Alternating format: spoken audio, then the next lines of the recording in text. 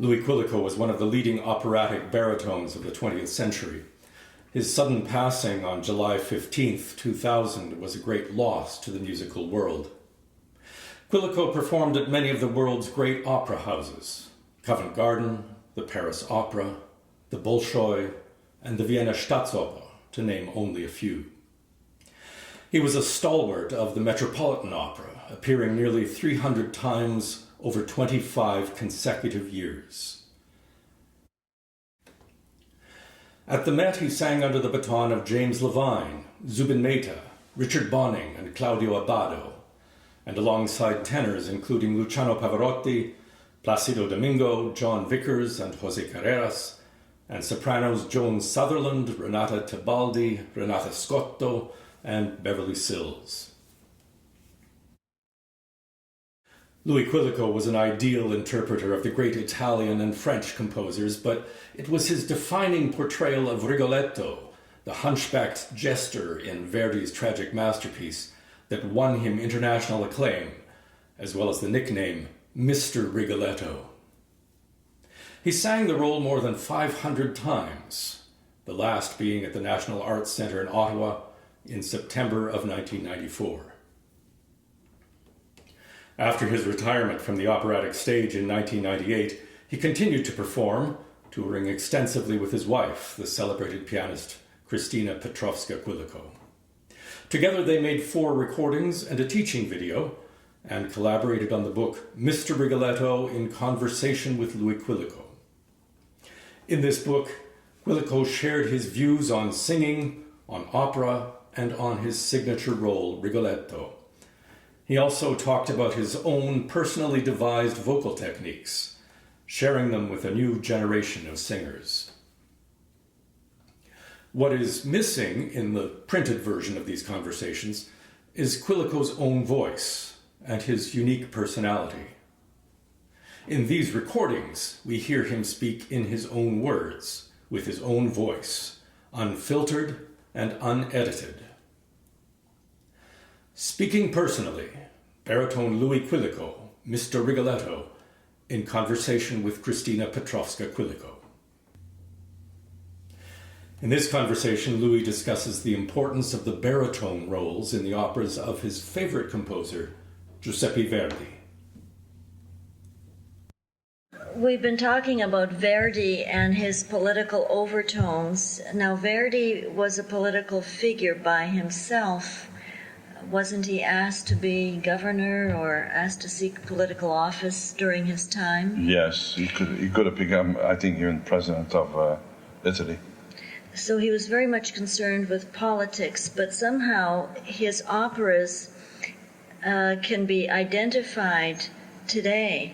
There doesn't seem to be a period in which the emotions change, as we were talking about the emotional triangles and the political overtones which seem familiar today. Now, could you see these operas being done in modern costume, or how have they transplanted themselves from Verdi's time to the present? Let's put it this way. I think spiritually, I think there are opera that could be applied very well for today. But the only problem is to try to modernize this kind of opera. I think what is happening, to give to the public in general something that they can see in their own backyard, I don't think it's very interesting.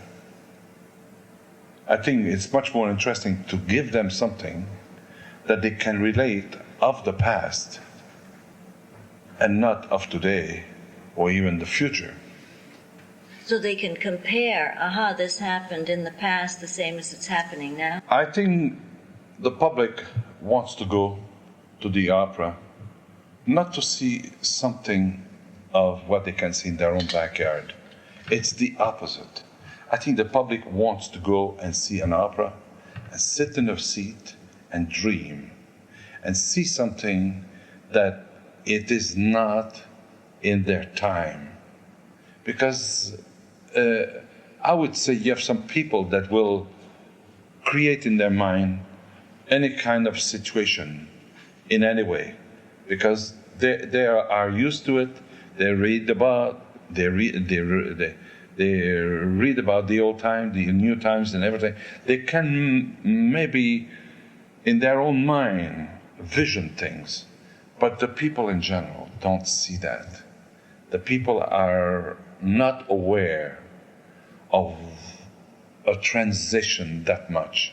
And that is the problem that I feel today, that we're trying to put in the eyes of the public, leave the public dreaming about something, and not to try to make them understand that this is the university. Now we're going to explain you of those years you can apply to this year, and now they're not there to start to study I don't know, psychiatry or anything like that. No, they are there to just plainly let their mind and an evolution in the time, and not to bring them down to earth where they belong, where they are.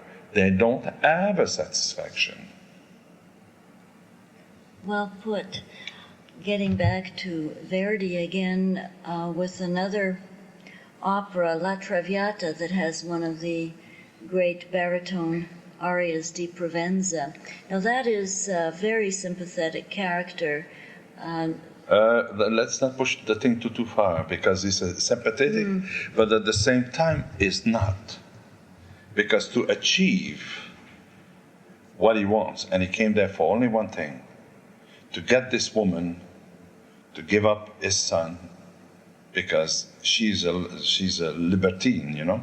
Traviata herself is, she's a kind of person that doesn't belong in his society.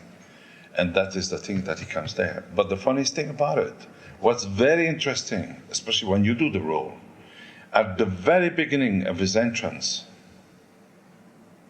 the old man realized how noble this woman is. All right, she's a libertine, she's a fille du monde, as we say, but at the same time, the greatest soul he ever met. But at the same time, I'm sorry, you may be the greatest person in the world, but you have to give up my son for one reason. Because I got a daughter that's going to marry, and if there's going to be a fault in the family, it cannot be, and you have to sacrifice yourself. And that's what he asked her, and she does. And it's when you look at it, it's not that he's an evil man, but at the same time, he cannot accept that his son goes out with that kind of person. Well, he's a very complex character, which makes him wonderful to play, and which makes Verdi... I find it very difficult to play, huh? You do? Yes, because the thing is, he's a very straightforward person. If you just listen to the word that he say, there's one place he says in the opera, he says, I know the sacrifice I'm asking you, but you will notice one thing, that later in years, you're going to feel more noble.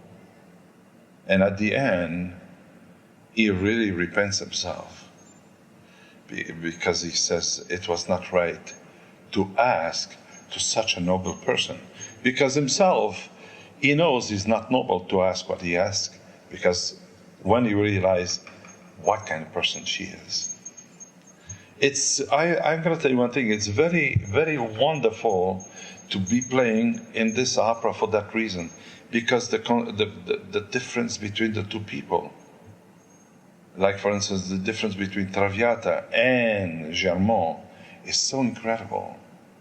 But at the same time, It's one of these things that it's the beauty of it is that you see this man has to achieve one thing, and he has achieved it. At the end, he repents himself, but at the same time, he achieved what he wanted. And it's incredible for that reason, you know. Sometimes people don't exactly realize what is Germont. But Germont is the drama of the whole opera. Well, that's right. He's the pivotal character. Absolutely. That's one thing Verdi did with all the baritone. And this is why I feel I was the privilege to have sang Verdi all my life. I think it's one of the greatest privilege that can be given to anybody. Because what he did is baritone are always the key of the opera. You see, the tenor has the beautiful aria, and you might say, hey, he gets the girl and all that. But the key role in the opera, and that's why it makes it very interesting, it's you can create a tremendous personality in these kind of roles. The tenor, no, it's always straightforward. Boom, boom, boom. He has to accept what the baritone tells, and he's always at the mercy of the baritone. Like practically the soprano is exactly the same thing, but the baritone is the one that guides the whole thing, and it's beautiful for that reason because it's somebody was asking me, well, aren't you tired to do this role or aren't you tired to do that role of Verdi? You cannot, because you're the one who push the whole thing going. As you're doing these roles, the depth of characterization is so enormous that makes you want to do them over and over. Each time you do it, do you find new things and do you find your character and your interpretation developing? You're never finished to discover new thing. And it's so funny. I don't know how much Verdi must have thought about these things. He must have been, we always say he was a genius. But the genius he was is so incredible because he thought about all these things. I'm possibly sure that. Or his librettist. His librettist maybe was a great librettist. But the thing is, it's amazing to think that you practically don't have to try to do anything with it. And that is the tragedy that I find with Verdi. We think it's only beautiful singing. Yeah, I agree with you. It's beautiful singing, because if you got bad singing, well, it's bad. But the thing is, it's more than beautiful singing. It's a tremendous personality. And at first when I started to do Verdi, well, I thought of only one thing: make a beautiful sound, make a beautiful sound. But all of a sudden, I started to notice one thing, that there was much more to it. Like, for instance, I done 507 performances of Rigoletto, and you can figure on this, let's say about 250 performances of dress rehearsal, and you can figure about the same amount of altogether. I don't know how many performances that would make, because I never calculated. But the thing is, when you figure one thing, that you each time you do it, from one dress rehearsal to the performance, you find something different. And Verdi seems to be such a fabulous composer in that you don't need a completely beautiful voice. For example, Tosca can be more exciting with a less beautiful voice if she phrases properly, has an intensive portrayal of the role rather than just singing all the right notes. Well, but I have to say one thing. Now you're touching a very, very delicate subject. Puccini don't need as well as a beautiful voice as in Verdi. Verdi is very treacherous for that. Because the moment you don't have a beautiful voice, it's not only a matter of beautiful voice, but to be able to translate in your voice the drama of the opera. And now to come back to what I said, Tosca, you might as well have a beautiful voice to do it too. I have to say it, because it's a straightforward, but at the same time, you have to feel a certain dramaticity in the voice. But Verdi, oh boy, it's so exposed that every single role is always treacherous for that reason. But I have to say one thing: if you learn to do Verdi well, it's the best medicine for any voice in the repertoire of opera that exists. I see what you mean, because with Tosca, Puccini's Tosca, Oh, it could be dangerous. Yeah. But Puccini was very treacherous for the voice, because you see, the thing is, maybe too dramatic at certain moment. And what happened, you can do drama without reversing your vocal technique. But sometimes you have people that they don't exactly understand that. And they're a little bit, how can I say, for them, dramaticity is something maybe making a false sound or something like that. No. You have to find a sound, but never to create a problem for your voice. And that is the thing that's very dangerous. That's why I always say, for instance, if I would be a soprano, Tosca, or as well as Butterfly, I would wait till I'm maybe 40, 45 before I would do it. Because you need a certain maturity to be able to cope with these kind of roles. Because they're demanding, but they're demanding the wrong way. If you're not a well-schooled person, or intentionally, or your mind is not up to the situation, you might do something that is the thing. I saw more people being betrayed vocally by opera like Tosca and Butterfly for the soprano than any other opera in the world. For instance, if I would be a tenor, I would wait till about 40 years old before I would start to sing Cavaradossi.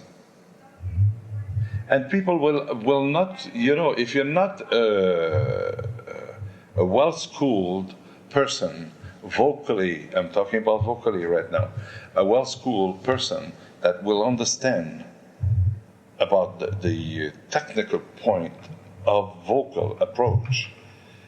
Tosca is a very dangerous opera for the tenor, for instance. Could be very dangerous for the soprano too. Butterfly for the soprano, it's murder. This is why I say you need somebody with a certain understanding. You have some people that sang Butterfly at the age of 25 years old. I don't say you cannot sing it, but you have to have an understanding that they will not create anti-vocal moment, and that is the big problem. Well, how do you compare Traviata to Tosca and Butterfly, or Aida, the Verdi roles, the big Verdi soprano roles? Well, you see, Verdi, how can I say, for the soprano, never had these dramatic moment as much as, for instance, in Tosca. Because Tosca has got different level. There's a moment of love, the moment of rage, the moment of sorrow, moment of torture. This is the thing that is very difficult. And what is happening? People don't realize they think more of the drama than their vocal sense. And the thing is, that's where it's dangerous. You always have to be in control of these kind of opera. You have to always be in control of your vocal approach. Like, for instance, if I would be a tenor, I would wait till I'm 50 years old to sing Carmen. Because it's always been said, to sing Carmen, you need 4 different kind of tenor. And it is true. For instance, people will wondering what I'm talking about. It's a very simple thing.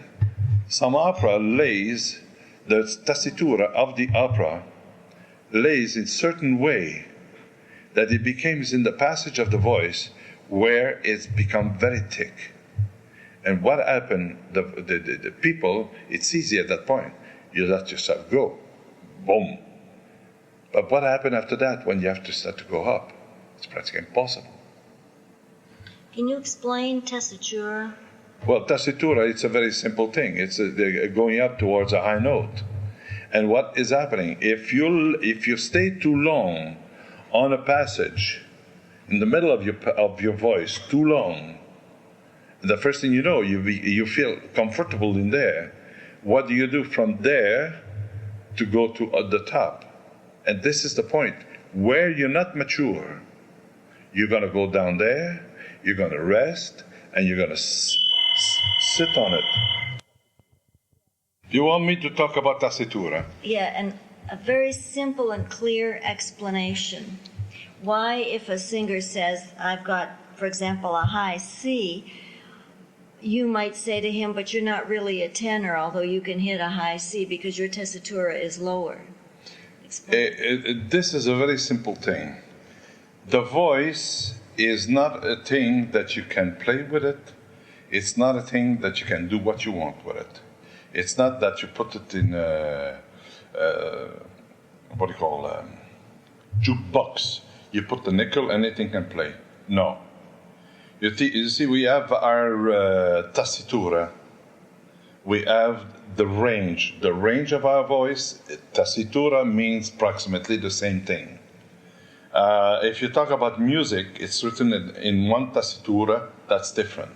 But if you talk about the voice himself, that is another thing. But the thing is, a range doesn't mean that you're a tenor.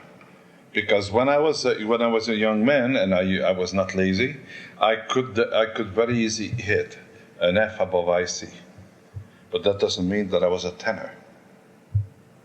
You see, there's a lot of people think because you have a high note, and this is the tragedy of life in general, because they hear a high note. Oh well, he can sing Otello, he can sing Trovatore, he can sing this, he can sing that. No, that's not the way it works. Because the voice is you have a certain tessitura in your voice, yes, but at the same time, your voice can guarantee that you can sustain. You see, if you take a baritone, you try to make a tenor of the baritone. And all of a sudden, it comes to you get a baritone that very easy you have an A natural and could be sing a B flat or something like that.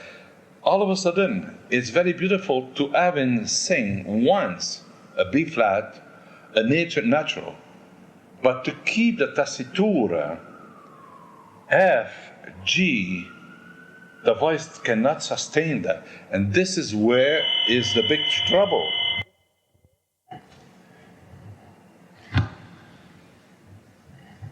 All right, you were talking about tessitura. Yeah. Does that work for all the voices?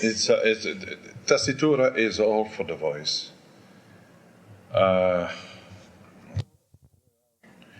You see, in general, we are very, especially, I'm sorry to say this, but director of theater or anything like that, because they think the range of a person makes the repertoire. It doesn't work that way. Because you might have a wonderful range, but it doesn't mean that you can sing every single thing, and that is the problem. They never understood that, for instance, myself, if I do Scarpia, you won't get me to sing Rigoletto the next day. No way, it is not possible. It's humanly impossible. Both of them are in my range, yes. They're both in my tessitura, but it doesn't mean that I can sing both of them, one after the other, because one lies in such a way, the range of it is, how can I say, it brings your voice down. Because all of a sudden the chords don't need the tension. You go towards Rigoletto, all of a sudden the tension of the chord is tremendous. Now what do? The human being, the physical of a human being, the mind of a human being can take so much, but comes at a point where one cannot serve as well as the other. And that is the danger of it. Give a chance to be able to pass from one to the other. But when you're too young, this is the tragedy. Young singers don't have no idea how to be able to control himself. And that is the I repeat, the tragedy, because directors or very often conductors, they don't have the foggiest idea about that. They're not aware. They've never studied the voice. And that is the thing, that if I would be a conductor or I would be a director, I would really know what is implying to a voice to do certain role. And not to say, do this, do that. You know. Is this why so many singers aren't lasting as long as they should? They begin to have vocal problems? Absolutely, absolutely. For instance, I remember very well, I'm going to name the name, I don't care. Carreras was asked by Karajan, and I have a funny feeling, Karajan did not know much about voice, because he destroyed a lot of voice. For instance, Karajan would ask, what's his name, Carreras, to sing for him Tosca and to sing Carmen. And Don Carlos and... Well, that I don't remember the rest of the repertoire, but I know that these two... He did Aida, and I remember... Exactly, Aida too. And I'm sorry to say it. You see, you cannot do Aida and the next day to try to record maybe a Tosca. It's not the same tessitura. And that is the tragedy.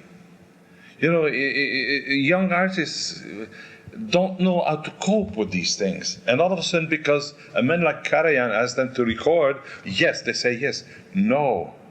I remember when Carreras said to me, he said, Louis, I have to record Aida, and I got to record, Aida, you were supposed to record Aida, Tosca, and Carmen. I said, what are you doing? Well, he says, what do you mean? I says, don't accept that. But he says, you cannot refuse Karajan. I said, yes. Because I said, with your kind of voice, you got such a beautiful voice. I says, what do you want to do with these opera that are made already for people that has voice that are already practically past? What I mean by this, you need a person that is got a certain maturity to be able to do that. And what happened? He said, well, I cannot refuse. Well, I said to myself, this is your funeral, because the voice was not anymore the same as it was before. No, he had a glorious voice. Oh, it was beautiful. Did that not happen to Pavarotti? I remember he did an Aida, a Radames in San Francisco, and that was maybe the only time he had done it, although he did sing... No, Tello, in Chicago. Yeah, but he did an Aida. Aida too, yes. And he stopped. I don't see him doing Aida. No, he does it very, very, very little. I don't see it in his repertoire. You see, it shows the intelligence of one singer, and it shows the intelligence of another singer. You cannot play with your voice. The voice you have is the one that has been given to you, and it is what that's going to serve you for the rest of your life. That means your duty is to say to yourself, wait a minute. And there's the most beautiful word written in dictionary that ever been invented in this world.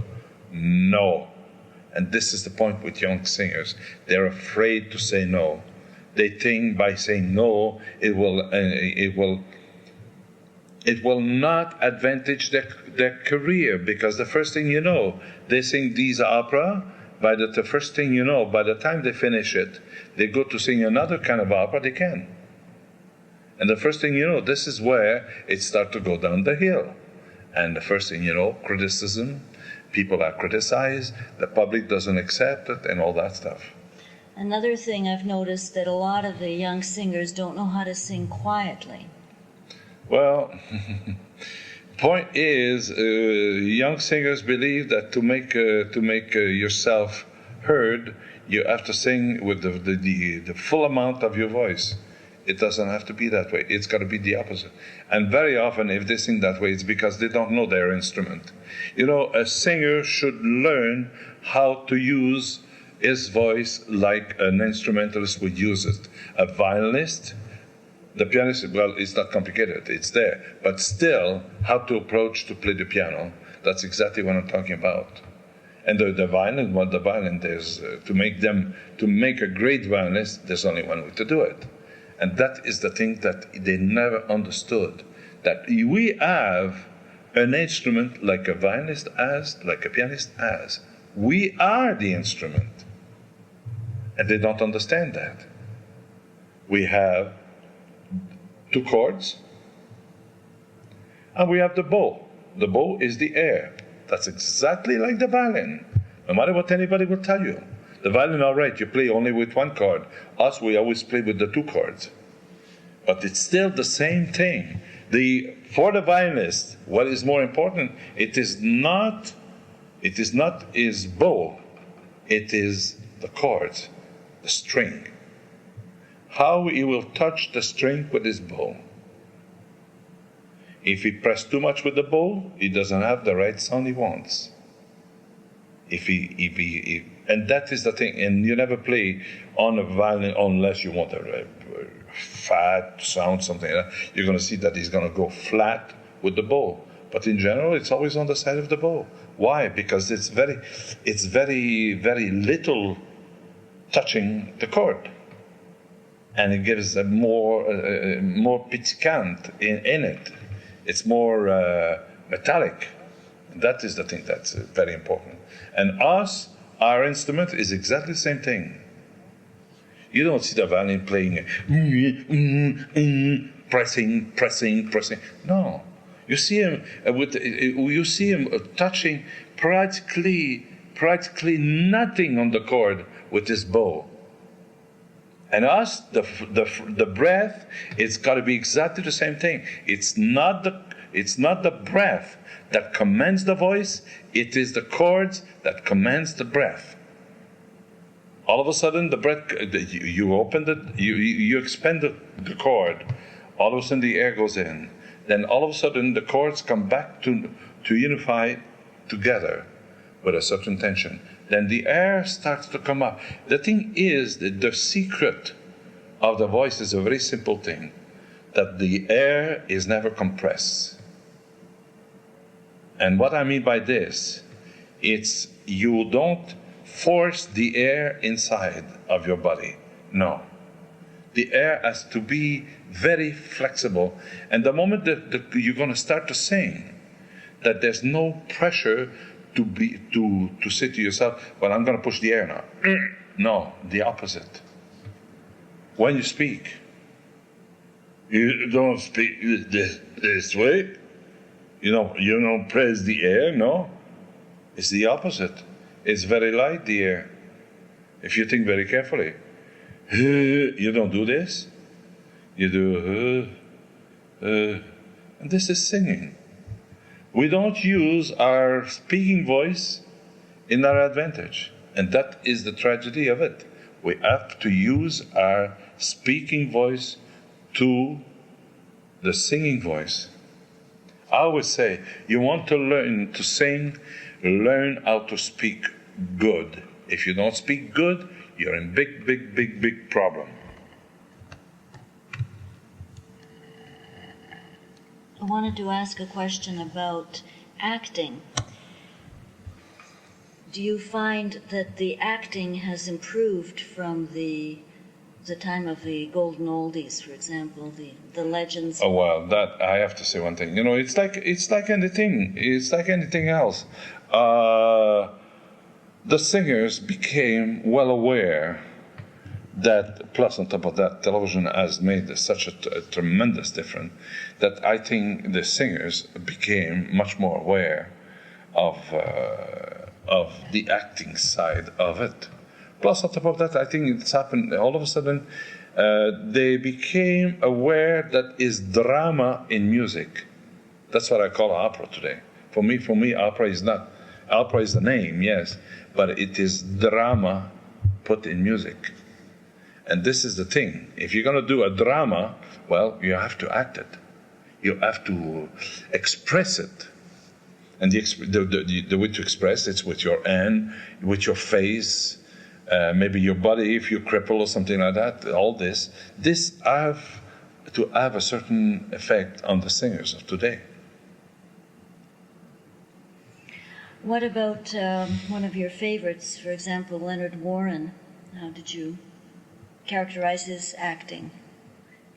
Well, I have to say one thing. His acting was, if I remember well, because you're touching something that I never really had a great opportunity to really watch him. I heard him more than I saw him. And I think he was trying to do the best he could. I'm not sure. I don't want to criticize because it's too long. I remember I've seen Rigoletto, and naturally, for my own experience at that moment, I was very satisfied with what he did. Maybe seeing him today, maybe I would say no. I saw him do Simon Boccanegra too, only a couple of times, I think. And it seems that it was, acting-wise, but I was not yet very much aware of acting myself.